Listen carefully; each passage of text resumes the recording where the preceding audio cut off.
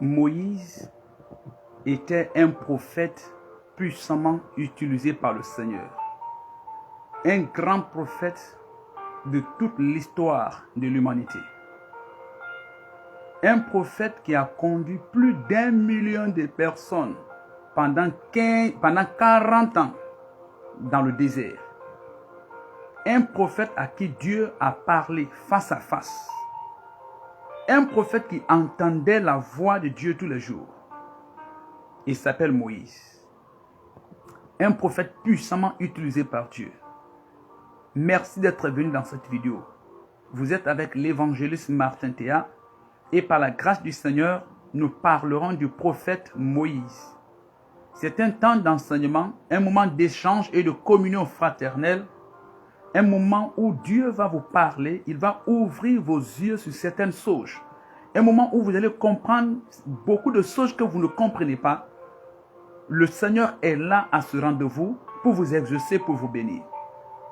Alléluia. Merci d'être venu. Likez la vidéo et partagez la vidéo au maximum. Je vais lire la parole de Dieu. Nous sommes dans le livre de Exode, le chapitre 1. Je vais lire du verset 1 à partir du verset 1. Exode, le chapitre 1 à partir du verset 15. Je lis au nom de Jésus-Christ. Le roi d'Égypte parla aussi aux sages-femmes des Hébreux, nommées l'une Shifra et l'autre Poua, et leur dit: quand vous accoucherez les femmes des Hébreux et que vous les verrez sur le siège, si c'est un garçon, faites-le mourir. Si c'est une fille, laissez-la vivre. Mais les sages-femmes craignirent Dieu et ne firent point ce que leur avait dit le roi d'Égypte. Elles laissèrent survivre les enfants. Le roi d'Égypte appela les sages-femmes et leur dit: pourquoi n'avez-vous pas agi ainsi et vous avez laissé vivre les enfants? Au moment où Moïse naquit, lors de sa naissance, le roi de l'Égypte, le pharaon, avait donné un ordre, avait donné un commandement, selon lequel tout garçon, tout enfant mâle né des Hébreux, c'est-à-dire des Juifs, le roi a ordonné de les jeter dans le Nil, de les tuer, de ne pas les laisser vivre. Pourquoi? Parce que depuis le temps de Joseph, Joseph était l'un des 12 fils de Jacob. Et Joseph avait été vendu par ses frères à des esclaves, à des marchands. Les marchands ont acheté Joseph. Arrivé en Égypte, les marchands ont vendu Joseph à un Égyptien qu'on appelait Potiphar. Potiphar, à son tour, lorsque la femme de Potiphar a accusé Joseph, Potiphar a amené Joseph en prison. Donc, selon l'histoire, Joseph a dû passer plus de 8 ans ou 14 années en prison en Égypte. C'est après ces 8 ans ou ces 14 années que Dieu va donner un songe, un rêve à Pharaon que personne ne peut interpréter si ce n'était pas Joseph. Donc, c'est comme ça, Joseph a été appelé dans le salon de Pharaon et Joseph a donné l'interprétation du rêve de Pharaon et Joseph a été admis dans la cour de Pharaon. C'est comme ça que le Pharaon a établi Joseph comme étant un responsable, le gouverneur de l'Égypte, tout son temps. Donc, Joseph étant gouverneur maintenant en Égypte, qu'est-ce qu'il a fait? Il a fait venir ses frères et sœurs en Égypte. Même son père Jacob est venu en Égypte. Ils sont tous venus, toute sa famille était venue avec lui en Égypte. Ils ont passé leur temps. Joseph est mort. Ils ont eu des enfants, ils ont eu des femmes, des années passées. Je peux même dire des siècles passés. Joseph est mort, tous ses frères sont morts, son père est mort, ainsi de suite.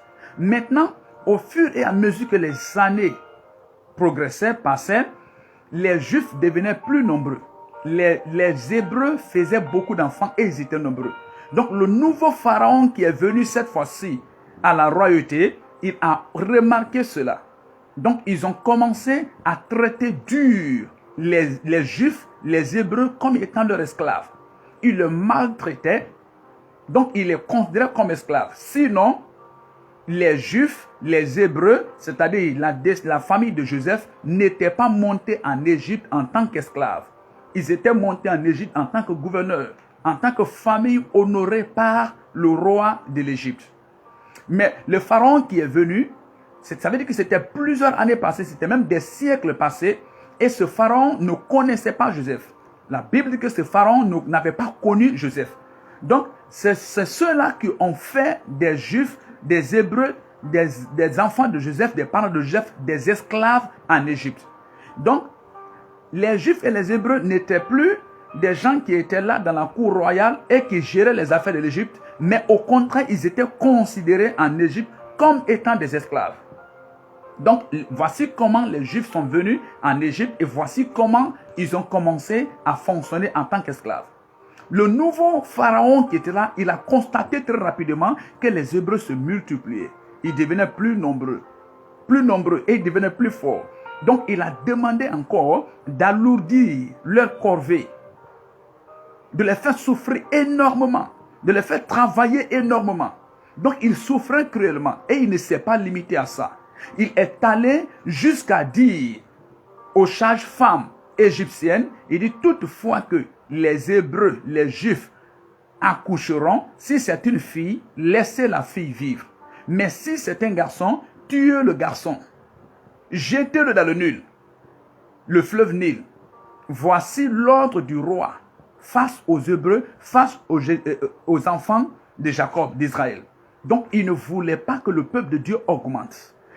L'Égypte ici est un exemple du monde, est un symbole de ce monde.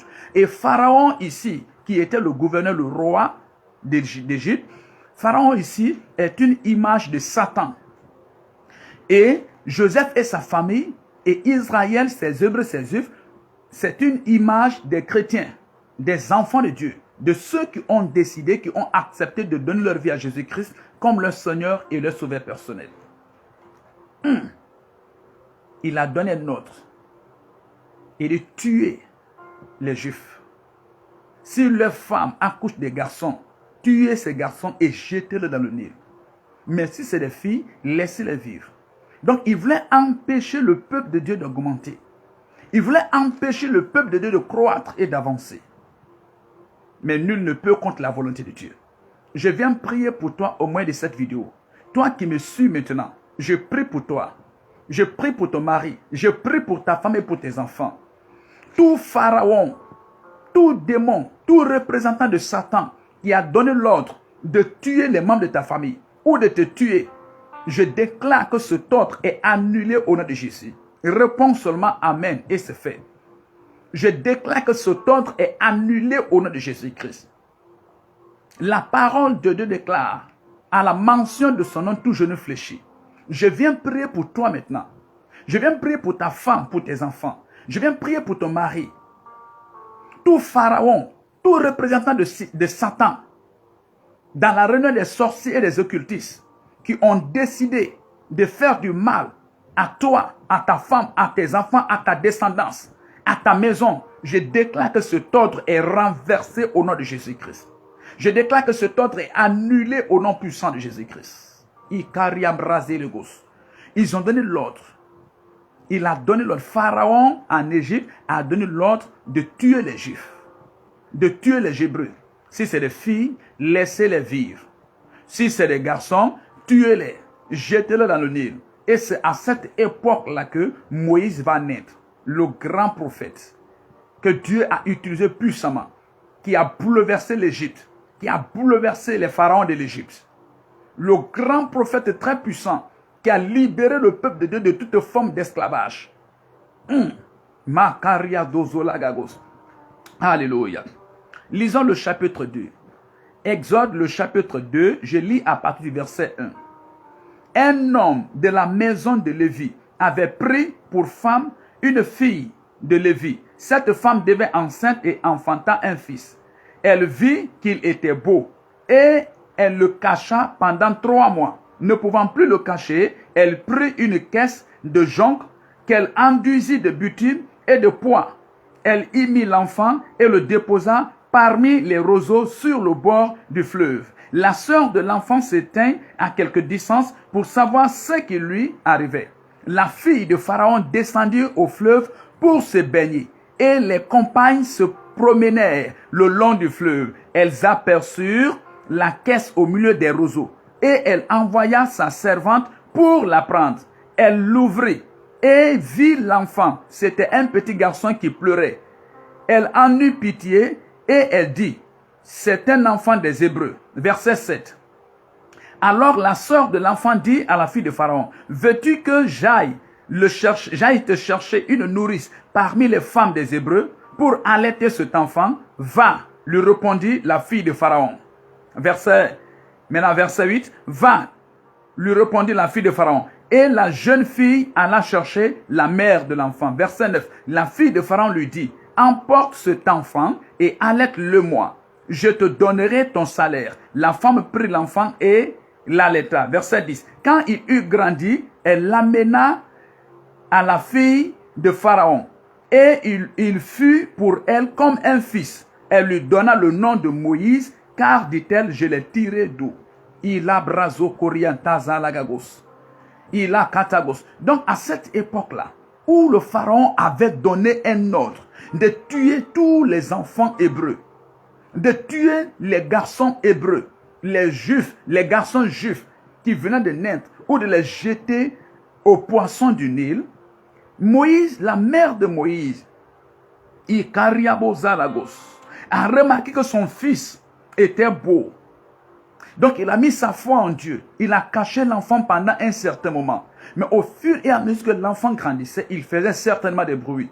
Donc elle ne pouvait plus garder l'enfant dans sa maison. Qu'est-ce qu'elle va faire? Elle va faire un petit panier, une petite corbeille et l'enduire de goudron. Ensuite poser l'enfant dedans et fermer hermétiquement pour aller le cacher auprès du Nil. Et à chaque fois qu'elle déposait la corbeille ici dans le Nil, elle plaçait là la sœur de Moïse. La sœur de Moïse qui est Myriam. Donc Myriam était là, la grande sœur de Moïse était là et veillait sur la corbeille à chaque fois. Donc un jour, la fille de Pharaon est descendue avec ses servantes pour aller se laver dans le Nil. Et alors qu'ils se promenaient, ils ont trouvé la corbeille. Ils l'ont apportée à la fille de Pharaon. Quand elle a ouvert, voici, c'est Moïse qui était couché là. C'est ce garçon qui était couché. Et le garçon pleurait dans cette corbeille. Donc elle a eu pitié. Elle a regardé le garçon. Il était beau. Elle a pris le garçon. Maintenant, la sœur a fait semblant. Elle dit, veux-tu que je t'amène une nourrice pour l'allaiter? Et elle a répondu, il n'y a pas de problème. Lorsque Dieu approuve votre voie, lorsque Dieu approuve ce que vous faites, il dispose favorablement à votre égard, même vos ennemis. Dieu approuvait Moïse. Dieu approuvait la mère de Moïse. La mère de Dieu était sur Moïse. C'est pourquoi il a fait en sorte que même la fille de Pharaon puisse accorder sa faveur et sa grâce à Moïse. Donc il dit à l'enfant, va me chercher une femme. Et qu'est-ce que la sœur va faire? Elle ne va pas aller appeler une autre femme, elle va appeler la mère de Moïse. Elle est allée appeler la mère de Moïse, cette femme est venue. La fille de Pharaon a confié, a remis l'enfant dans les mains de sa mère et lui dit, va l'allaiter. Il sera appelé Moïse car je l'ai tiré de l'eau. Et lorsque la femme a allaité l'enfant a grandi, la femme l'a ramené dans la cour de Pharaon, dans le palais royal. Donc la fille de Pharaon a baptisé Moïse, il a donné le nom de Moïse, c'est-à-dire tiré du Nil, tiré des eaux. Il a donné ce nom à ce garçon, Moïse. Il l'a appelé Moïse. Donc Moïse était dans la cour de Pharaon. Il était considéré comme un fils de Pharaon, comme un enfant de Pharaon. Donc il pouvait être le prochain Pharaon. Il avait été élevé dans cette royauté, dans cette grâce. Ikaria gozolagos. Mais plus Moïse grandissait, Moïse comprenait et savait très bien qu'il n'était pas un Égyptien. Moïse comprenait qu'il était un Hébreu, qu'il était un Juif. Donc, un jour, Moïse est sorti pour voir comment l'Égypte était en train de maltraiter les Juifs.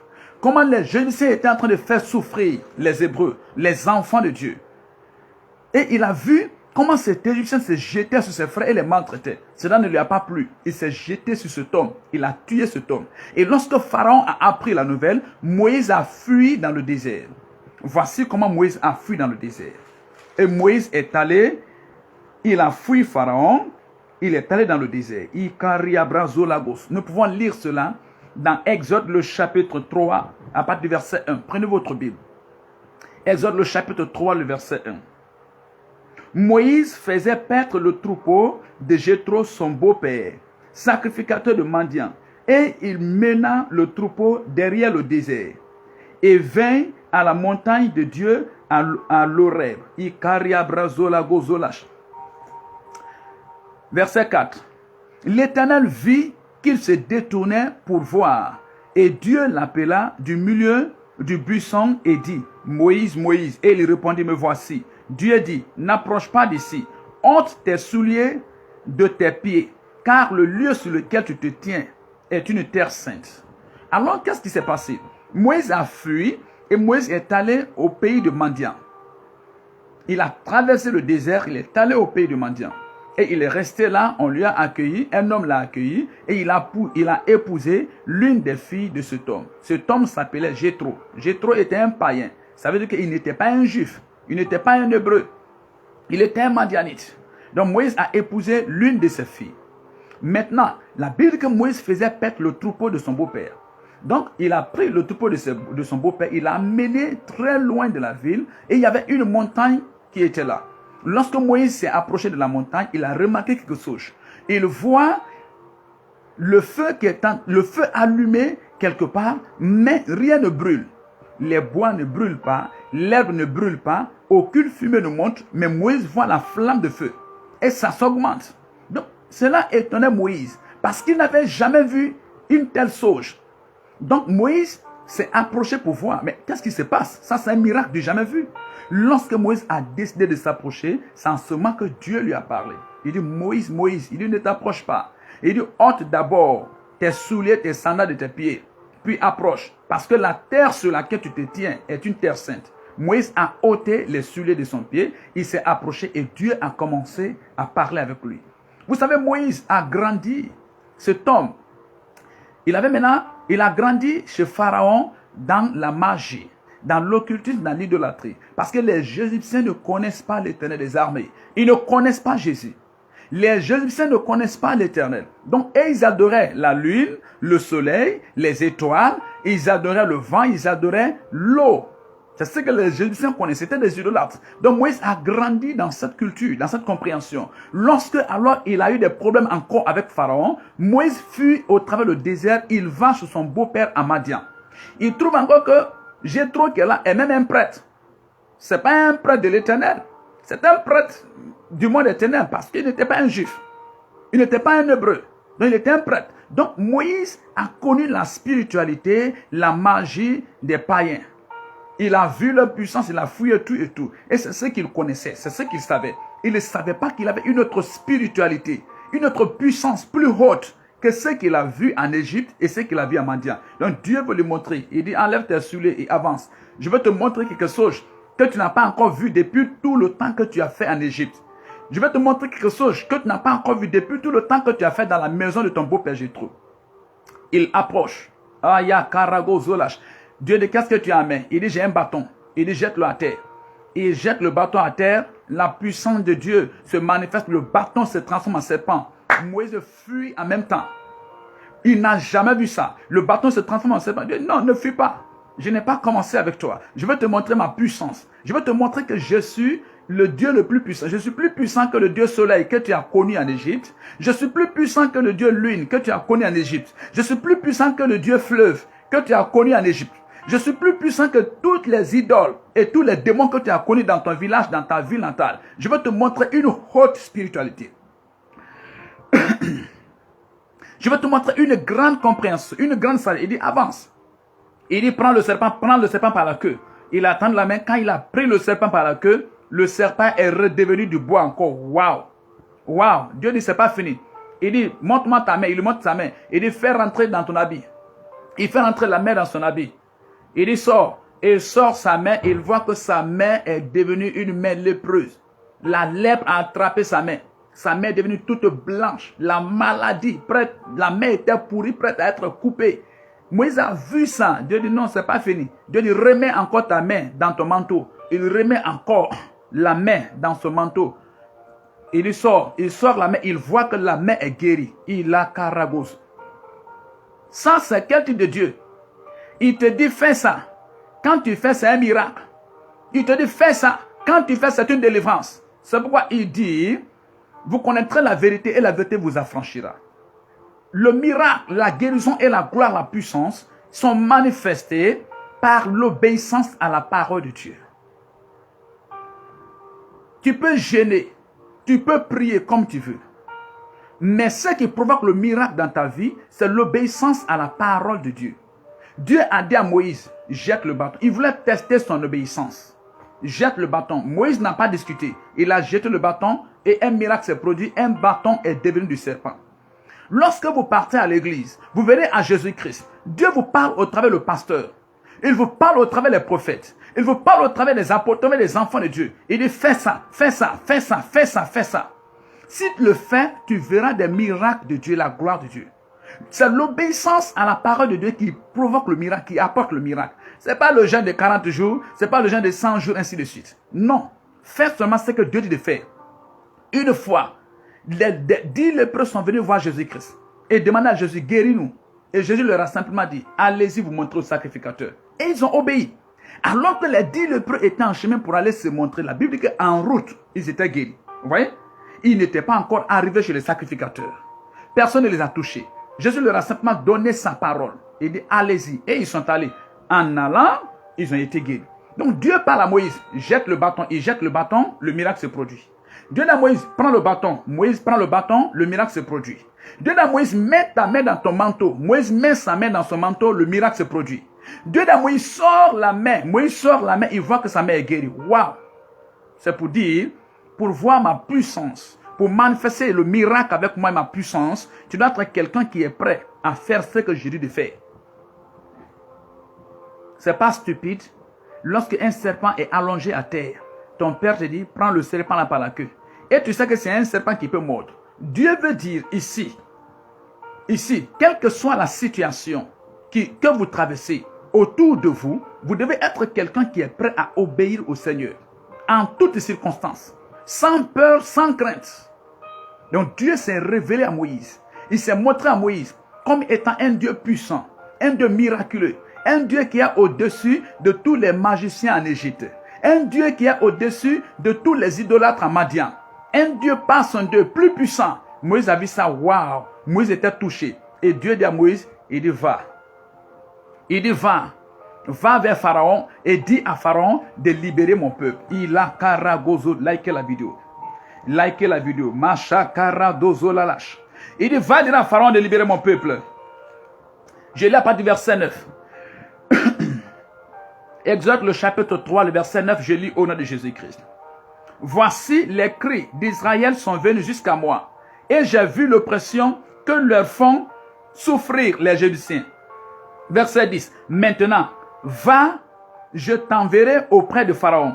Et tu feras sortir d'Égypte mon peuple, les enfants d'Israël. Donc Dieu a montré à Moïse qu'il était un Dieu puissant. Il a montré sa puissance à Moïse. Et maintenant il dit à Moïse, maintenant va manifester ma puissance. Va avec cette puissance et dis à Pharaon de libérer mon peuple. Mon peuple n'est pas un esclave. Je ne peux pas accepter que mon peuple devienne un esclave. Ils ne peuvent pas être des esclaves. Il dit, va les libérer. Moïse a déjà vu la puissance de Dieu. Et Moïse est allé en Égypte. Et lorsque Moïse est allé en Égypte, des grandes choses se sont produites. Il a karagozosh. Des grandes choses se sont produites. Moïse est allé voir Pharaon. Il est karagozolalash. Il a brazolagos. Alléluia. Alléluia. Est-ce que vous pouvez ouvrir vos Bibles?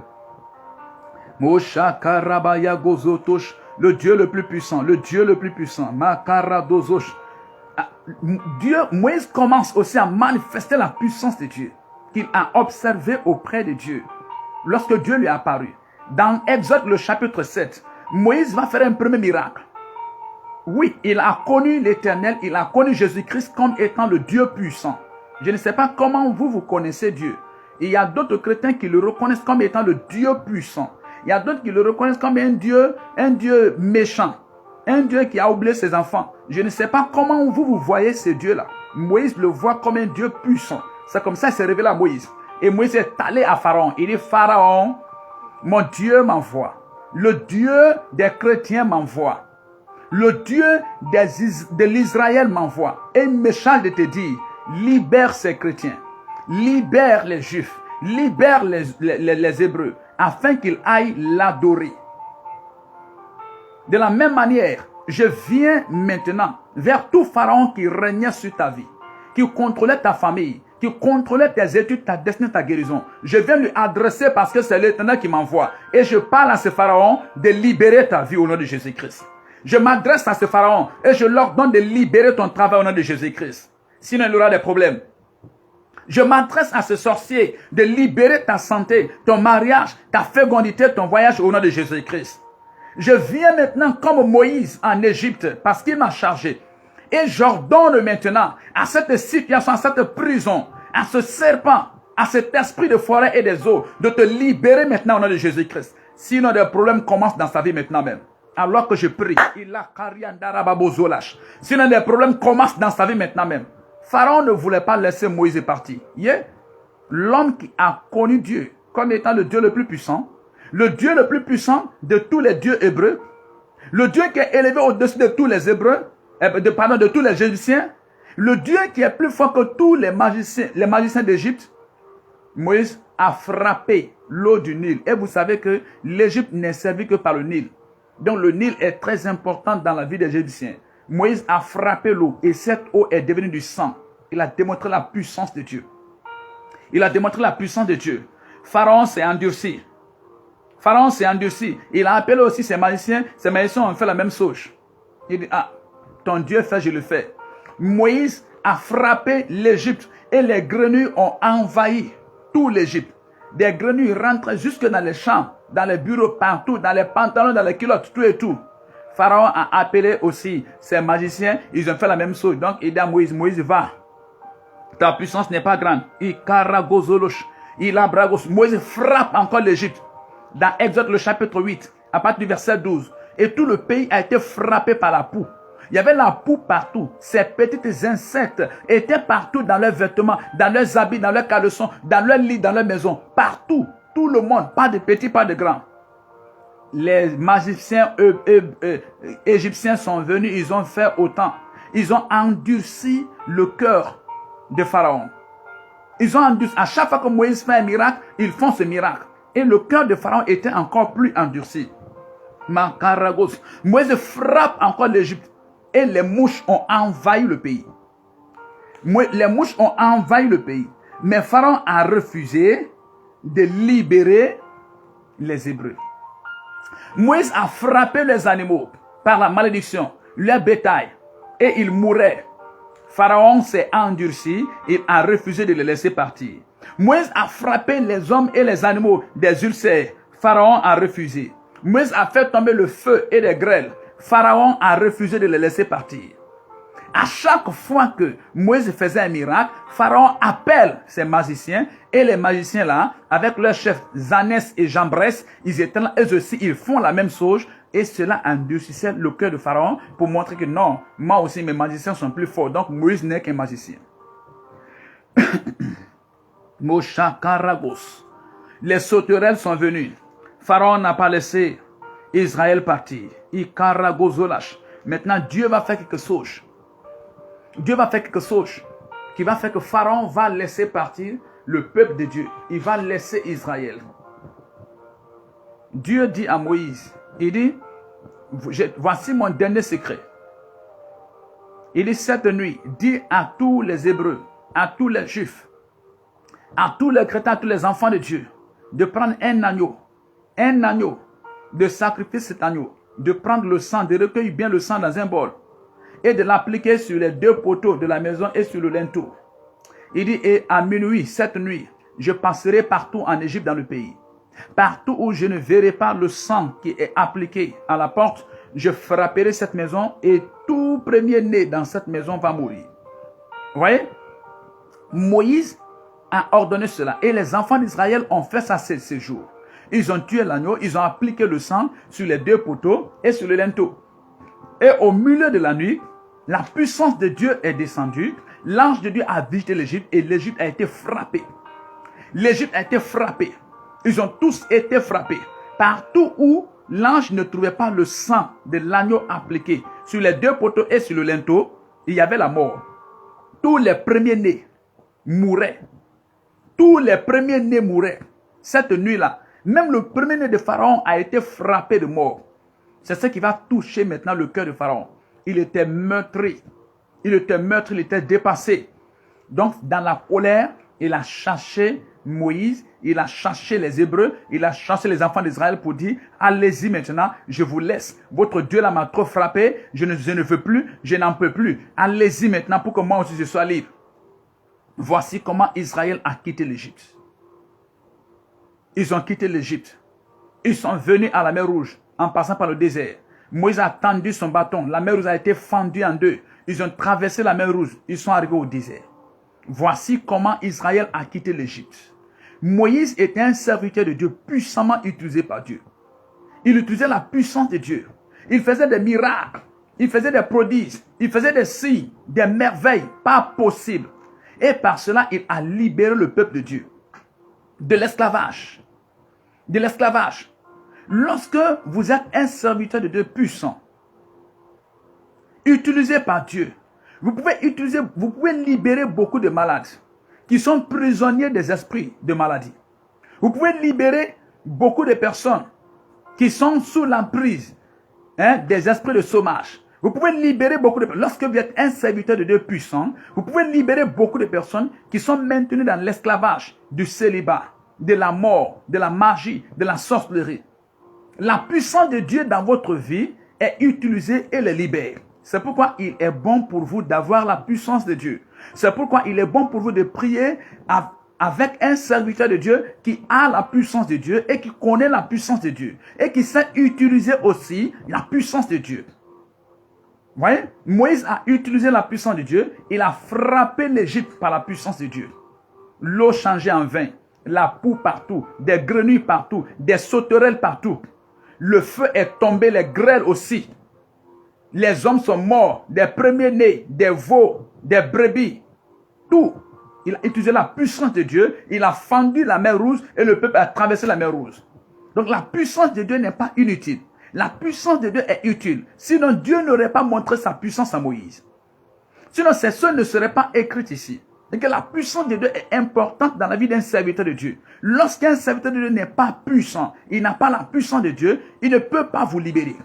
Lorsqu'il ne connaît pas la puissance de Dieu, lorsqu'il ne peut pas utiliser la puissance de Dieu, le peuple est là, assis dans l'esclavage, dans les chaînes, dans les prisons, de la sorcellerie, du chômage, de l'échec, de la maladie, de l'infécondité, du célibat, du blocage, et l'homme de Dieu ne peut pas les libérer. Et le pasteur, le prophète ne peut pas les libérer, parce qu'il manque la puissance de Dieu. Vous avez besoin de la puissance de Dieu. Tournez vers Jésus-Christ. Allez-y voir l'Éternel. Vous seul. Vous seul. Moïse a vu la puissance de Dieu. Il était seul. Dieu lui a appelé seul. Vous seul, allez-y rencontrer Jésus-Christ. Allez-y rencontrer l'Éternel. Demandez-lui de vous donner sa puissance. De vous donner sa puissance. Afin que vous puissiez l'utiliser pour libérer son peuple sur lequel il vous a établi comme chef, comme responsable, au nom puissant de Jésus-Christ. Nous allons voir un deuxième point. Le deuxième point qui est là, est que Moïse reçoit la révélation de Dieu. Est-ce que nous pouvons lire cela? Moïse reçoit la révélation de Dieu.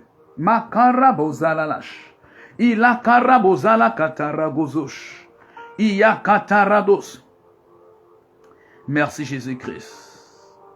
Merci Jésus-Christ.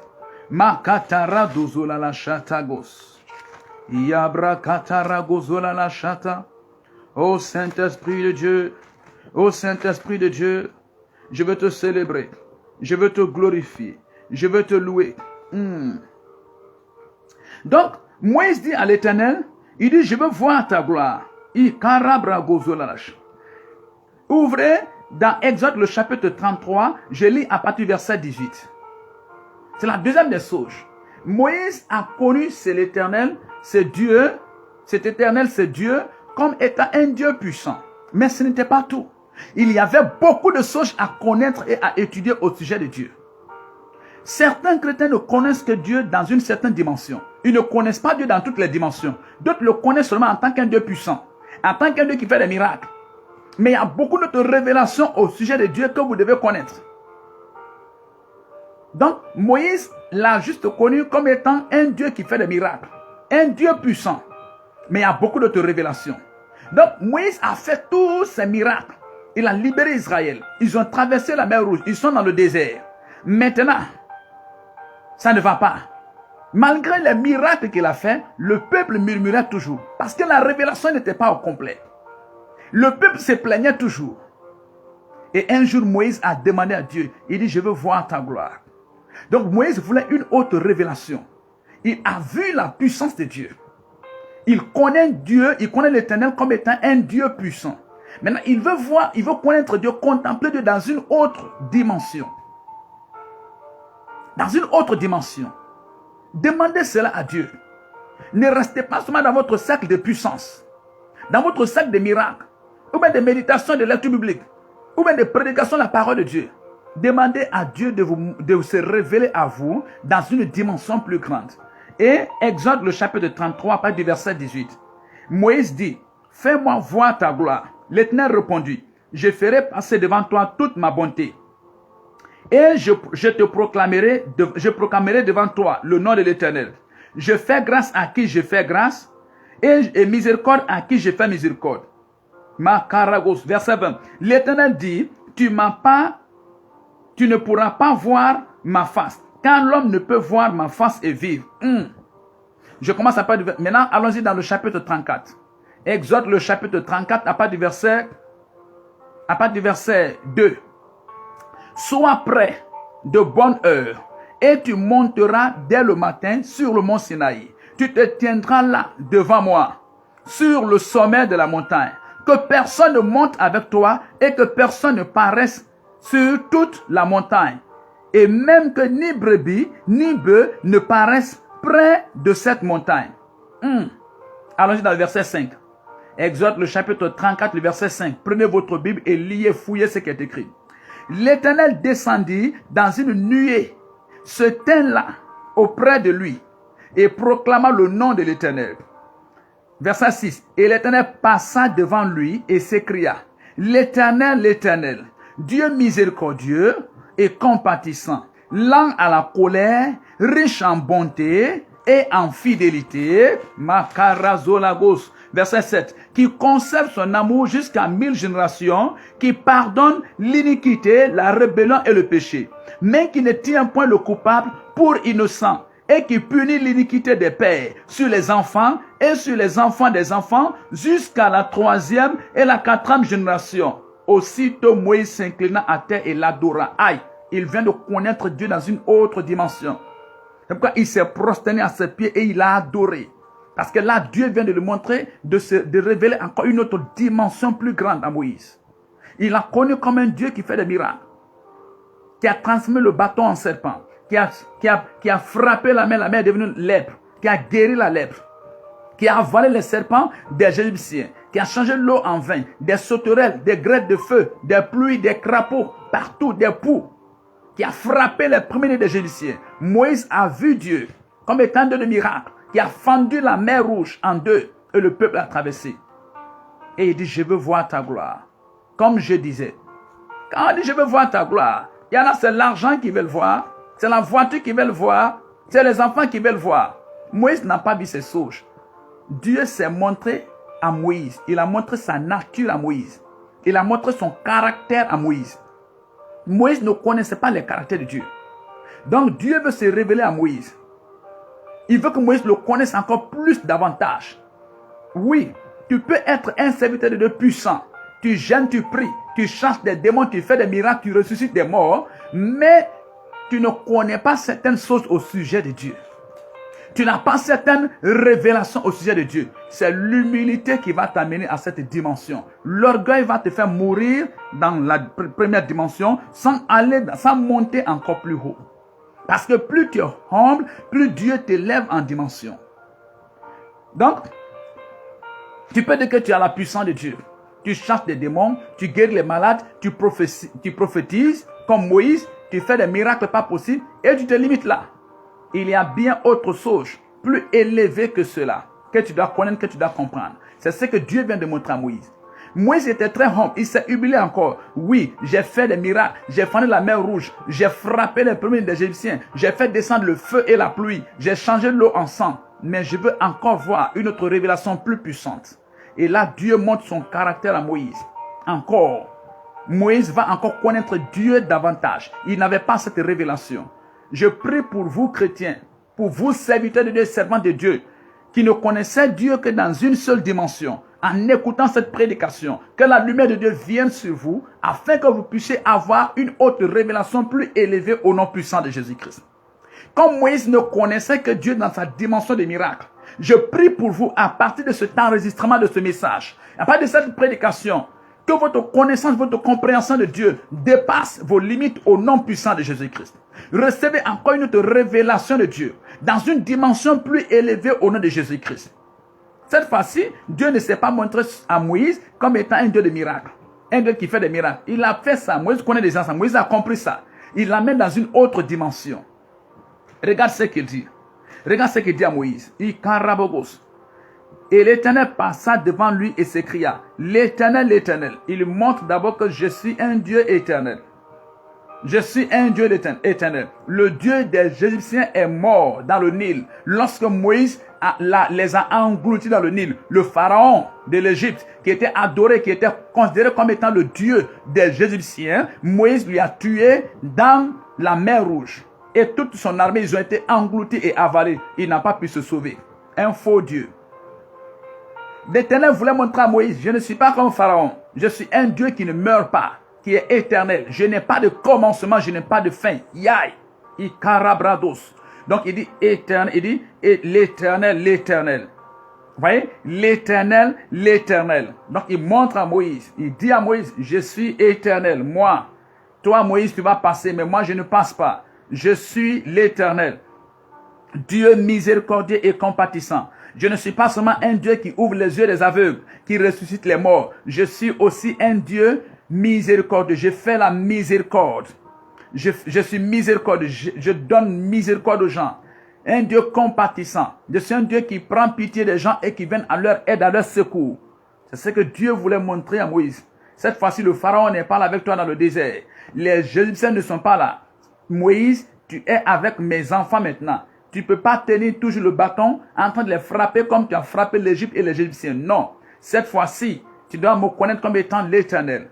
Cette fois-ci, tu dois opérer dans ma miséricorde. Tu dois aller avec la miséricorde. Cette fois-ci, tu dois aller avec la compassion. Tu es allé avec le miracle, avec la puissance. Oui, maintenant, au milieu de mes enfants que j'ai libérés de l'Égypte, tu n'utiliseras pas toujours ta puissance pour les frapper, pour les maudire. Non, tu iras avec ma compassion, avec ma miséricorde. Il dit lent à la colère, riche en bonté et en fidélité. Tu vois? Lent à la colère. Lent à la colère. Je suis lent à la colère, Moïse. Si tu ne comprends pas cela, tu auras des problèmes avec moi ici. Tu auras des problèmes avec moi ici. Je suis lent à la colère, riche en bonté et fidèle et en fidélité. Il dit qu'il conserve son amour jusqu'à 1000 générations, qui pardonne l'iniquité, la rébellion et le péché. Moïse, tu dois maintenant me connaître dans cette dimension. Tu dois avoir cette révélation que moi, l'Éternel, le Dieu que tu as connu autrefois comme le Dieu qui ressuscite des morts, qui ouvre les yeux des aveugles, le Dieu qui ouvre les oreilles des sourds, qui fait parler la langue des muets. Il dit, je suis un Dieu qui pardonne le péché, qui pardonne la rébellion, qui pardonne l'iniquité. Tu dois me connaître maintenant dans cette dimension. Est-ce que Dieu est en train de parler à quelqu'un? Je prie pour toi qui m'écoute, qui me suit maintenant, que le Saint-Esprit de Dieu t'amène à cette dimension au nom de Jésus-Christ. Reçois la révélation de Dieu de dimension en dimension. Que ta révélation dépasse le miracle, la guérison et la puissance de Dieu. Que ta révélation de Jésus-Christ, ta révélation de l'Éternel et de Dieu dépasse les miracles, dépasse le niveau des miracles, dépasse le niveau de ressusciter des morts, d'ouvrir les yeux des aveugles, dépasse le niveau de chasser des démons, arrive à une dimension plus élevée encore. Makaragozolalash. Il dit, main qui ne tient point le coupable pour innocent. Tu vois? Or, tu peux faire des miracles. mais tu pêches toujours. Tu peux faire des miracles, mais tes ancêtres ont péché, tes parents ont péché, et ça va te rattraper. Donc il dit, je ne tiens pas le coupable pour innocent. Ce n'est pas parce que tu fais des miracles que tu seras innocent. Non. Donc il révèle cela à Moïse. Il se révèle à Moïse. Il dit, et qui punit l'iniquité des pères sur les enfants et sur les enfants des enfants jusqu'à la 3e et la 4e génération. Ikaria brazosh. C'est dans Exode, le chapitre 34, à part du verset 7. Donc Dieu se montre à Moïse dans une autre dimension. Moïse, tu m'avais connu dans la dimension de miracle et de puissance en Égypte. Tu as utilisé ma puissance, tu as frappé Pharaon, la mer lui a tué. Tu as utilisé ma puissance, tu as frappé les Égyptiens. Tu as fendu la mer rouge, tu as libéré le peuple, tu les as amenés ici. Il dit maintenant, moi, tu dois me connaître dans une autre dimension. Tu dois me voir dans une autre dimension. Donc Dieu se révèle à Moïse dans une autre dimension. Qui que vous soyez, prophète, pasteur, apôtre, simple chrétien, vous ne connaissez Dieu que dans une seule dimension. Commencez à prier et demandez-lui, Seigneur Jésus, montre-toi à moi dans une autre dimension. La dimension dans laquelle je ne te connaissais pas. Je veux connaître cette dimension. Je veux être élevé à cette dimension. Je veux que tu m'amènes dans cette dimension. En le faisant, je vois Dieu vous élever dans une dimension plus élevée au nom puissant de Jésus-Christ. Finissons. Il fallait que Dieu révèle cela à Moïse. Parce que Moïse a un problème, il ne sait pas. Il fallait que Dieu enlève Moïse dans la dimension de miracle et de puissance pour l'amener dans une révélation plus élevée. Parce que il fait ses miracles, ses guérisons, il manifeste la puissance de Dieu, mais il a un problème, il ne sait pas. Il a un problème, il ne sait pas. Et quand Dieu dit, je punis, je ne tiens pas le coupable pour innocent. Je punis la faute des pères chez les fils. Imaginez-vous, les ancêtres de Moïse, Lévi, ils ont péché contre Dieu. Oui, en trahissant une alliance. Et son père a maudit sa colère. Donc la colère est dans la vie de Moïse. Et il ne sait pas. Donc Dieu voulait le révéler cela. Moïse, tu es un prophète puissant. Tu fais des merveilles et des puissantes choses en Égypte. Mais il faut que je t'amène dans une autre révélation. Tu dois me connaître dans une autre dimension. Il avait un problème dans sa vie. Ce grand prophète que vous connaissez, Moïse, qui a libéré Israël, qui a fendu la mer rouge, qui a frappé Pharaon et les Égyptiens, il avait un problème dans sa vie, un problème de colère. Vous pouvez être un pasteur, vous pouvez être un prophète, un évangéliste, un évêque. Vous faites des miracles, vous sachez des démons, vous ouvrez les yeux des aveugles, les oreilles des sourds, vous ressuscitez des morts, vous faites toutes sortes de signes et de prodiges, mais vous avez des problèmes dans votre vie. Il vous faut de l'humilité pour que Dieu vous élève à une dimension plus élevée pour comprendre le problème que vous avez. Moïse faisait toutes ces choses, mais il avait un problème dans sa vie. Et si il ne fait pas attention, il ne prête pas attention pour accepter cela et corriger ce problème, c'est ça qui va l'empêcher de rentrer dans les promesses de Dieu, dans la terre promise. Il ne sait pas. La colère est dans sa vie. La colère est dans sa vie. Il est allé, il a libéré ce peuple, il les a amenés, il les a sauvés. Et en même temps encore, sa vie dégage une mauvaise odeur qui repousse le peuple, qui fait pleurer le peuple, qui maltraite le peuple. Cette mauvaise odeur dans la vie de Moïse était la colère. Nous allons lire cela et c'est le dernier passage. Prenez votre Bible, je vais vous montrer. Je vais vous montrer où j'ai vu cela. Makara dozola la chatas. Iya karagos. Nombre le chapitre 20. Notez cela. Nombre le chapitre 20. Moïse a raté les promesses de Dieu. Moïse n'est pas rentré dans la terre promise. Pourtant, quand il quittait l'Égypte, Dieu lui a dit, je vous amène dans un pays où coule le lait et le miel. Dieu leur a dit, je vous amène à Canaan. Mais Moïse, ce grand prophète qui a ressuscité, qu'est-ce que je voulais dire? Qui a frappé l'Égypte de mort, qui a changé l'eau en sang, qui a fendu la mer rouge, ce grand prophète n'est pas rentré dans la terre promise. Il n'est pas rentré dans la terre promise. Il est mort dans le désert. Il a été enlevé. Pourquoi? Parce que dans sa vie, il y avait un problème, il y avait ce problème. Et il n'avait pas corrigé ce problème.